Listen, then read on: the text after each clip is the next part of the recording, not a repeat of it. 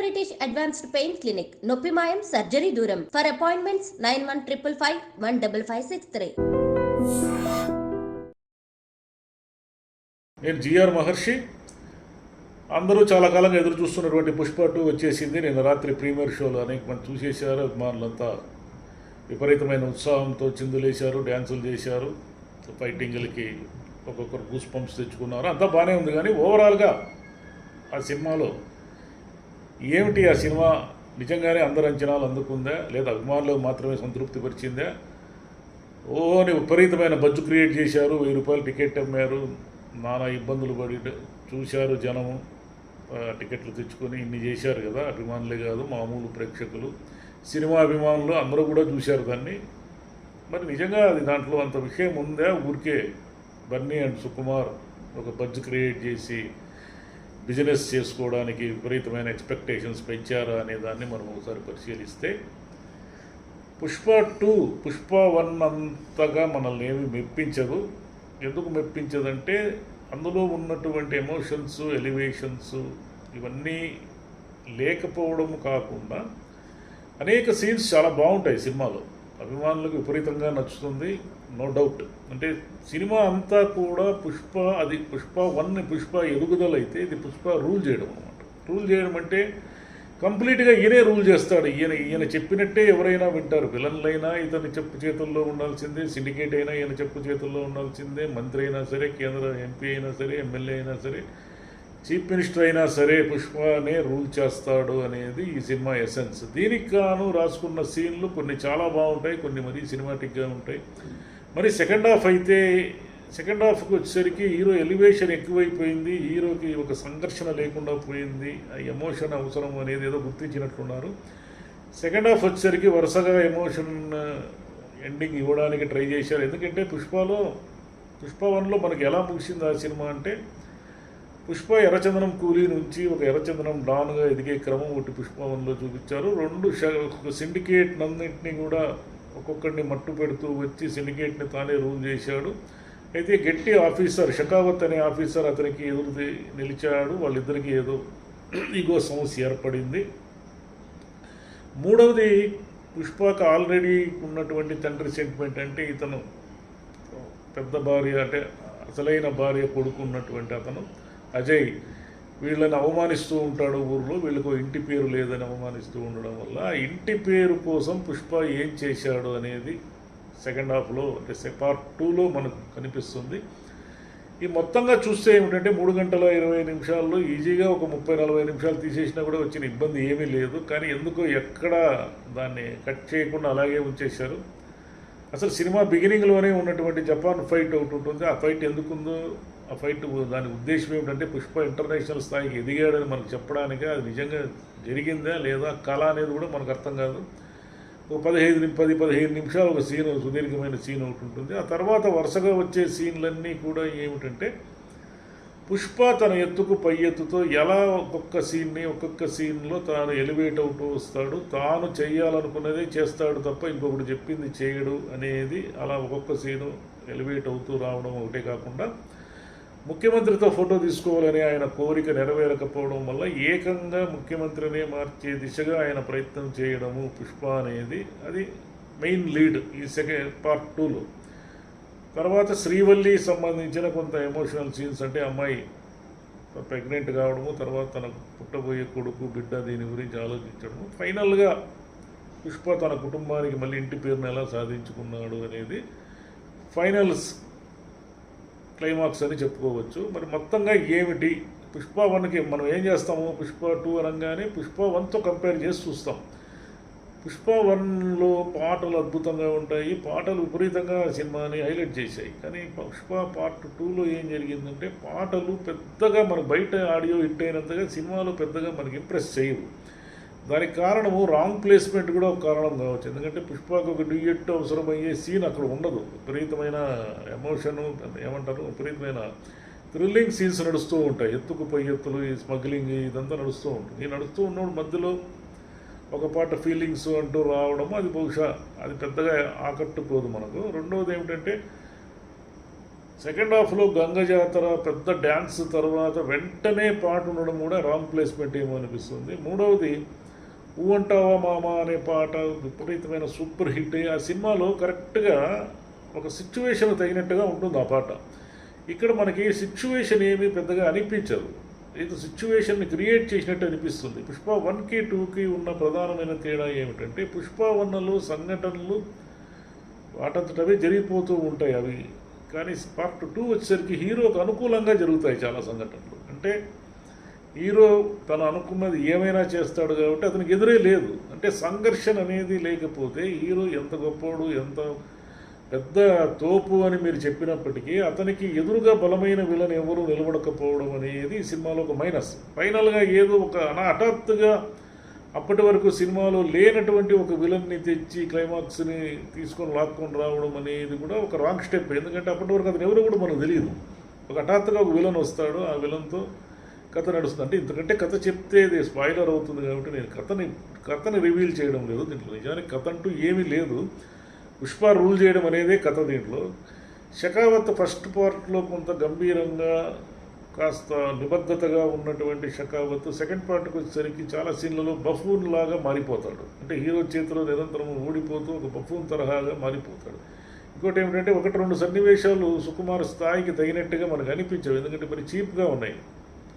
ఆ షకావత్ని తర్వాత అతను హీరో వచ్చి ఎలా ఎదుర్కొంటాడనే చోట ఒక సన్నివేశం మరీ దాన్ని ఏమంటారు మరీ చీప్గా ఉంది. అది సుకుమార్ స్థాయికి కరెక్ట్ కాదేమో. ఓకే, అంటే ఇప్పుడు అభిమానులు విజిల్ వేయడం, అభిమానులకి నచ్చడం అనేది కూడా అంటే గూస్ బంప్స్ అంటారే, అలాంటి రావడం అనేది ఇంపార్టెంట్ కాబట్టి అక్కడ ఏది కరెక్ట్ ఏది తప్పు అనేది కూడా అనవసరము. ఇంకోటి ఏమిటంటే 300 అని ఒక సినిమా ఉంది, 300 అని చాలా కాలం క్రితం ఒక సినిమా వచ్చింది. ఆ సినిమాలో ఒక 2 సన్నివేశాలు బహుశా దీనికి ప్రేరణగా ఉండొచ్చు. ఎందుకంటే భార్యకు అవమానం జరగడం వల్ల అతను అంత పెద్ద యుద్ధానికే పోతాడు. దీంట్లో కూడా భార్యకు సంబంధించిన ఒక ఎలిమెంట్ వల్ల ఇతను చాలా దూరం పోతాడు. అట్లనే రెండోది ఏమిటంటే అందులో 300లో హీరో ఒక గ్రూప్ను ఉద్దేశించి మీరెవరు అని అడుగుతాడు. దీంట్లో కూడా ఏమిటంటే ఒక సన్నివేశంలో హీరోయిన్ ఒక గ్రూప్ను ఉద్దేశించి మీరెవరు అని అడిగి ఆ సన్నివేశం చాలా బాగుంటుంది. హీరోయిన్ అమ్మాయి రష్మిక చాలా బాగా చేసింది ఆ సన్నివేశంలో. మరి ఏమిటి మొత్తంగా సినిమా ఏమిటి, ప్లస్ పాయింట్లు ఏమిటి, మైనస్ పాయింట్లు ఏమిటి, ఇలా ఆలోచిస్తే ఏమిటంటే ఒకటి బ్యాక్గ్రౌండ్ స్కోర్ బాగుంది, కెమెరా వర్క్ బాగుంది, కానీ లెంత్ ఎక్కువ, అది ప్లస్ పాయింట్ కిందకి రాదు కాబట్టి మైనస్ పాయింట్ అది లెంత్ ఎక్కువైపోయింది అనేది.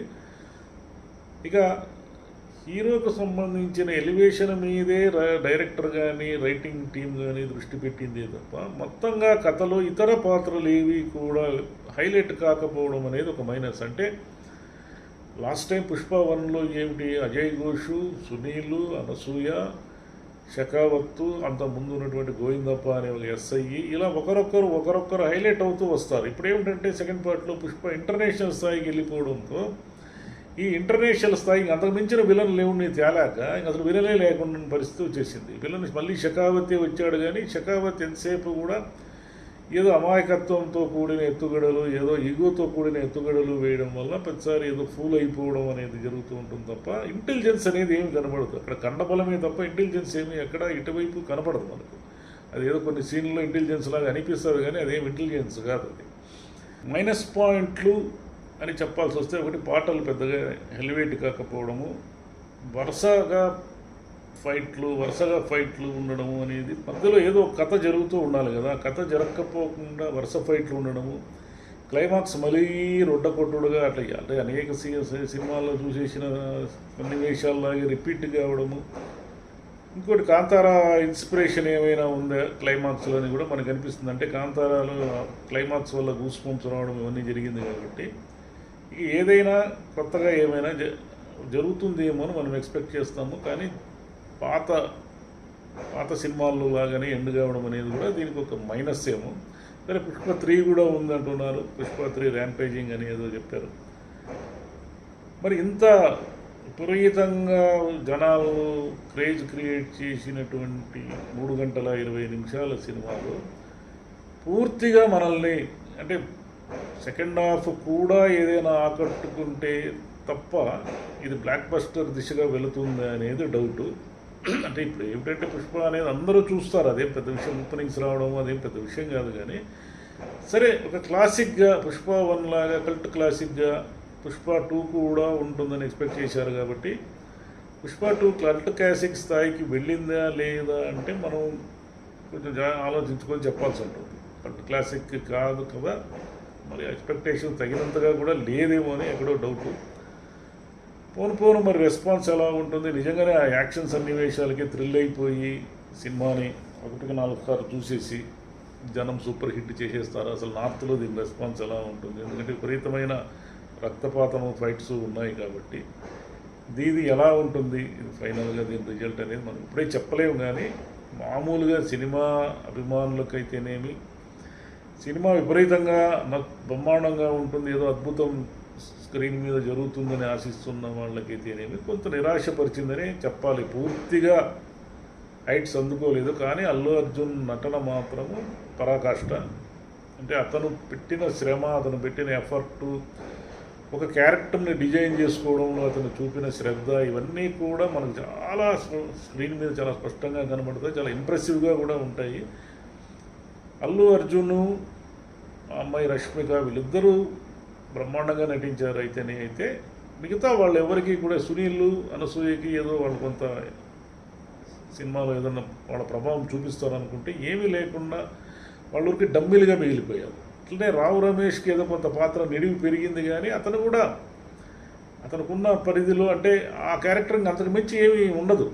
ఆ క్యారెక్టర్ని అంతకు మించి ఏదో ఆ క్యారెక్టర్ కొత్త ఐడియాలు ఏమైనా చేస్తూ ఉంటే, లేదా పుష్పకి అనుకూలంగానో ప్రతికూలంగానో ఒక సంఘర్షణ స్థితిని కల్పిస్తే అప్పుడు మనకి అదేదైనా ఎంగేజింగ్గా ఉండేదేమో. కానీ సంఘర్షణ లేకపోవడమే ఈ సమస్య. అంటే పుష్పాన్ని గట్టిగా ఎదుర్కొనే ఒక విలన్ లేకపోవడమే ఈ సినిమా సమస్య. పుష్పకి అనేక సమస్యలు ఎవడో ఒకడు క్రియేట్ చేయలేసి అతను దాని నుంచి ఎలా బయటకు వస్తాడు అనేది ఉండుంటే వేరే లెవెల్ ఉండేది.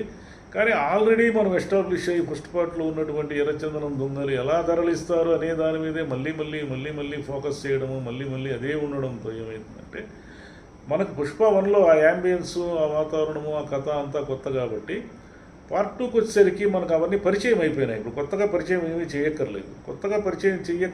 కాబట్టి ఇంకేదైనా వేరే విషయాన్ని ఎత్తుకొని ఉంటే సరిపోయిండేది. మళ్ళీ అదే సేమ్ ఉండడం వల్ల మనకు కొంత పదే రిపీటెడ్ సీన్లు చూసినామేమో అని అనుమానం వస్తుంది. పుష్ప తాను ఎలా ఎదిగాడు అనేది ఫస్ట్ పార్ట్లో చూపించిన తర్వాత తాను ఎలా రూల్ చేశాడు అనేది సెకండ్ పార్ట్లో చూపించడం వల్ల ఈ రూలింగ్లో పుష్ప అనేది పూర్తిగా అతను పైచేయి తీసుకునేస్తాడు.